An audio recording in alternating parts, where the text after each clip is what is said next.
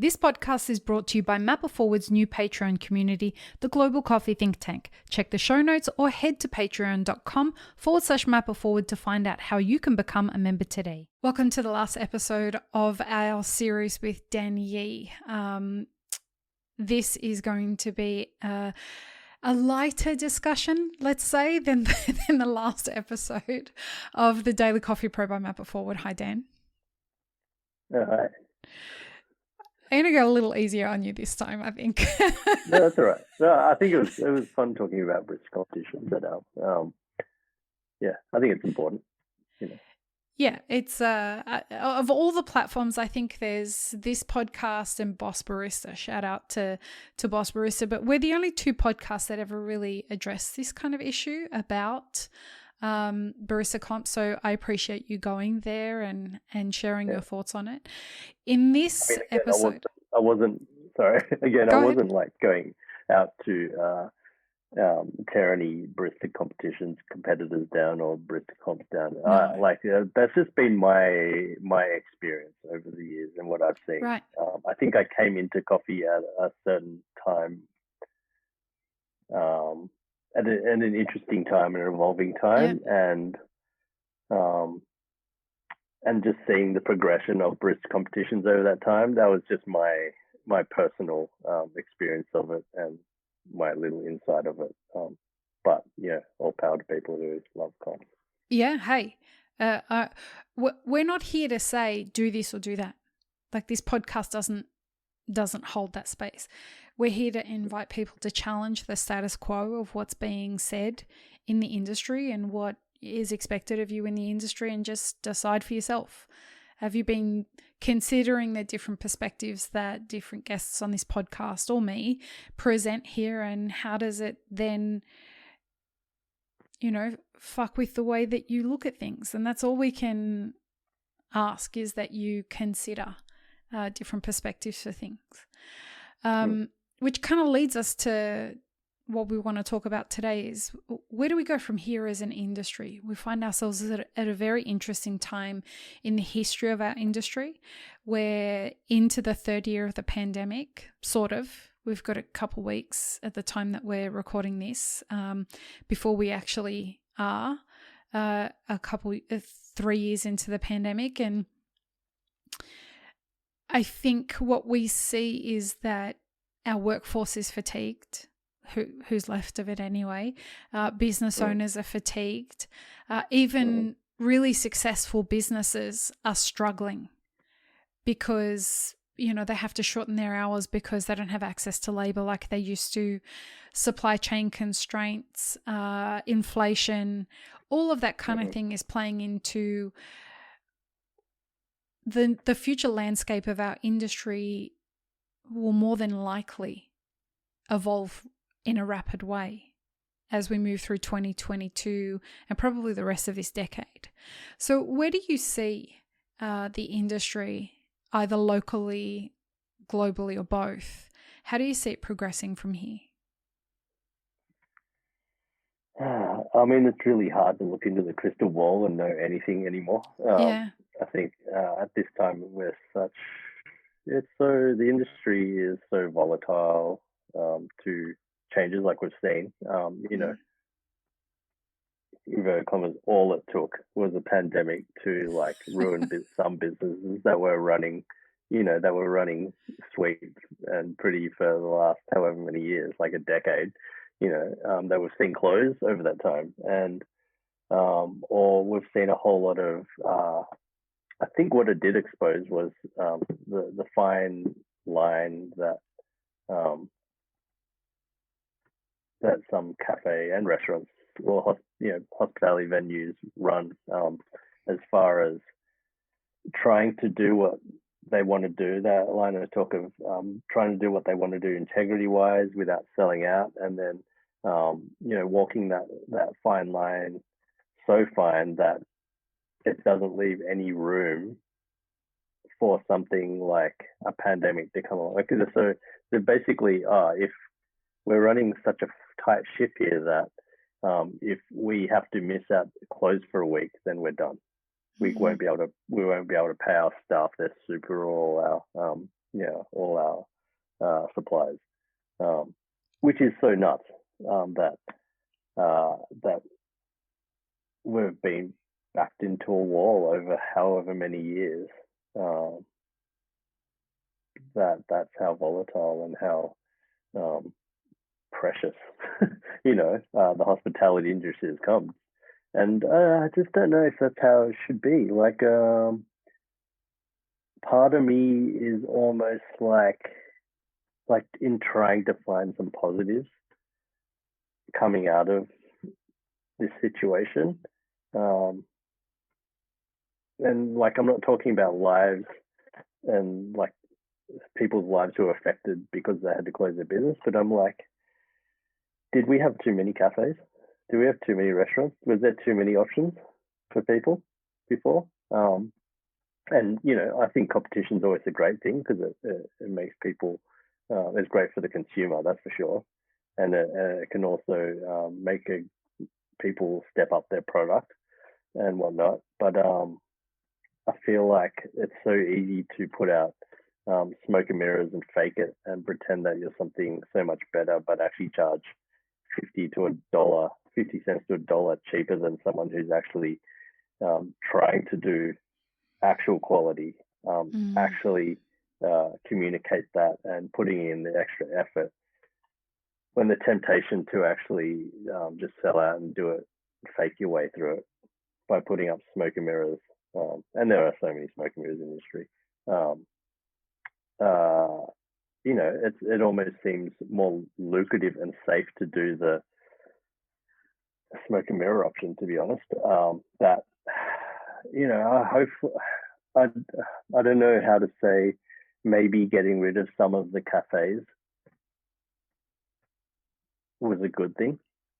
Some places closing down may have been a good thing for some other people. I don't know. I know people's lives and their livelihoods are these places, and there's obviously other motives for people opening cafes, whether they've moved here from overseas and trying to start something, and are okay making more sacrifices and living a simpler life to make their cafe more successful. Like, I've got friends who are like that, but I don't know, like maybe because I'm in Surry Hills and there's like a cafe every 25 meters, and it's not just Surry Hills though. Like, yeah, I know, but I mean, I guess like everyone is just, there's a lot of self-sabotage going on as far as an industry goes, and the only way to do that is to often do either cheapen your product or put up more smoke and mirrors a lot of the time.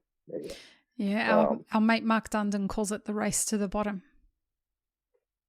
Yeah, I was going to quote him and say that exactly. And I think, and that's there's a few things that have contributed to that, like, I don't know, Google reviews, Yelp reviews, all those kind of things. They reward hype, and they reward over investment from people building a cafe and spending $500,000 on a fit out, because look at this place, and then they get a whole lot of people in for the first few weeks, and then they don't go back again. Like, the key thing for us anyway, which with COVID has really been to nurture our locals. They're the people coming every day. They're the people who are keeping you alive. They're your bread and butter. You can get a coffee geek coming along, and he might get a pour over espresso. He might get like 6 coffees, because that's what happens. And give you like once every 6 months though. Once every 6 months, and that's what, $60 a year, as opposed to someone who's coming every day. They're giving you $1,200 a year. Yeah. Which I don't like telling my customers that, because they don't want to know. They don't want them to keep coming back. But, they're getting something in return, but it's not very nice when you find out how much you actually spend on coffee. But they're also paying for the safety of coming to a place where you're remembered and you're recognized, and like, they're paying for so much more than the coffee, which makes it worth it. Yeah. Like, for people who don't live in Australia, the majority of our audience doesn't live in Australia, but for the people who don't, the Australian coffee consuming culture is very different to anywhere else in the world. We have a very refined and very well-developed coffee consuming culture here in Australia. And going to your local cafe happens 2 or 3 times a day at least. And everyone's name is known. And go ahead. Yeah. Yeah, it's not just, it's almost like coffee is, put it this way, I reckon that a large majority of our customers don't come to us because they love our coffee and would walk 4 kilometers to come and get it. Right. They actually come and get it because they live around the corner. They come and get it because we notice when they get their haircut done. Yep. We talk to their baby that they just had, and we saw them through the whole pregnancy, moving from decaf and then having their first proper not decaf coffee for the first time in 9 months. We'll happily hold their house keys and hold them for their repair guy. There's all these little things. Like, it's not just about the coffee. The coffee is almost just the vehicle for all. It's the conduit. Totally. And I don't know. I think it's just coffee. You know what I mean? Like, I say that obviously have done. Coffee has given me so much. Yeah. Friends. We're sitting here talking about it right now. Yeah. Some of my best friends, who I've seen them get married, have kids, spent some of the best dinners I've ever had with them, some of the best laughs I've ever had with coffee people, some of the things. I've never learned so much about anything, almost, than from coffee. Like, I could speak about it forever. Like, it's something easy and natural for me to talk about. It's given me a source of income. It's given me great friends. It's given me great business partner, great staff. Even just, I get satisfaction out of hiring people and paying them well and them being appreciated of that. Yeah, awesome. I love that for me. And if we have a good year, rewarding them for it, sharing that. Like, Shoji and I are very, I'm so blessed to have a business partner like Shoji, who to be on the same page as far as, like, we're comfortable with what we have. We're not looking to take over the world, not coffee being, but even financially, we just need enough. Enough is enough for us. And if we can hire a few people and pay their way while they're studying whatever they are, or doing their masters, or they're in a band, and they need their industry has just been decimated through this whole COVID situation. If they need a hand and need more shifts through that time to support them being able to do their art, like, I like being a part of all that. Yeah. I also like having a Christmas party with a giant bowl of wine, and being able to share that on a boat in the harbour, like, in the best city in the world. I concur with all of that. It's all very, like, coffee has done a lot for me, but it's still it's just coffee. It's one part in the whole. So yeah. Are you optimistic about the future of the industry? Yes and no. I'm nervous, that's for sure. Probably more nervous than ever. Even just down to the supply issue of, like, green coffee and the environment and how climate change is affecting that. That makes me nervous because that's such a key part of what we do. Do we just and as a dad.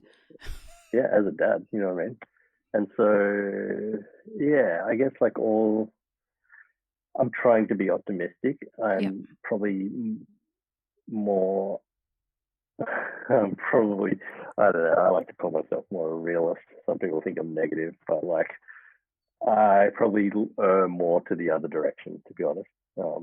Maybe not full pessimist, but, like, I'm calculated about stuff. And at the moment, I don't know. What makes me nervous is I don't know my pieces of the equation to give an answer. Do you know what I mean? Like, I don't really know what to do.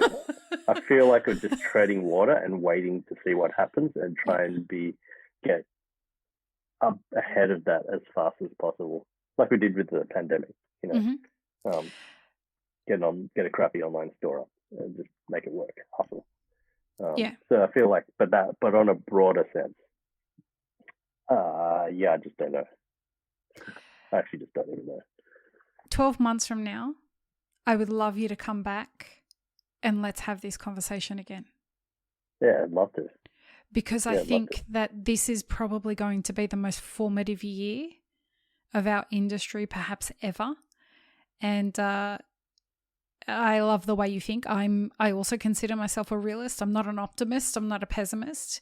But I'm somebody who likes to consider the information in front of me and try and navigate it with as much integrity as possible. And I don't ever want to lean into being negative or into being positive, because that doesn't make sense. That's trying to influence the data then, Yeah, totally. So I'd love, given especially because we've kind of both navigated the industry from the beginning of when it was the specialty coffee industry. It wasn't even called specialty coffee industry back then. Like, that word wasn't really a thing back then, right? I can't even remember, hey? I remember the most specialty. I think I feel like I came into it just after. Right. You know so what I mean? I came in 2002. So this is my 20th I was definitely year. after. Yeah. Yeah. And so like Toby's had just started. Yeah. Toby's had one store, Chippendale. And so it was, we weren't even using the word specialty coffee then. We knew that it was a different kind of coffee. We knew that there was like Illy and Segafredo and all that kind of thing. And then there was this new kind of coffee. And I've only ever worked in this new kind of coffee thing. Yeah. And then it eventually became specialty coffee. And so, I think 12 months from now, let's have another conversation and see how we've navigated it since then. I'd love to. Thanks for such a great conversation over these past, I think, 7 episodes. Yeah, no, anytime. It's been fun. Tell everyone where they can find you, which we know you don't want them to go to your website. So where would you like them to go? If you want to know what we're doing, like when our opening hours are, go to our Instagram and see our once-a-month post. No, come to, we've got a little coffee bar. We're open till 1 o'clock every day of the week on Burke Street in Surry Hills, called Artificer Coffee. We recently just took the reins on a little coffee bar called Neighborhood down the hill, which sort of looks like a mini, which looks like a mini version of ours, which is kind of cool. And so come and have a chat and have coffee and don't nerd out about it too hard and just enjoy it and sit and people watch. And we will include links in the show notes to the Instagram page and the address and all of that. Thanks again, Dan. Peace, love, and peanut butter, everyone. Have an amazing rest of your day. Thanks, friends. If you enjoyed this video, here's what you should check out next. Consider supporting Map It Forward on Patreon and be sure to subscribe and hit the notification bell before you leave.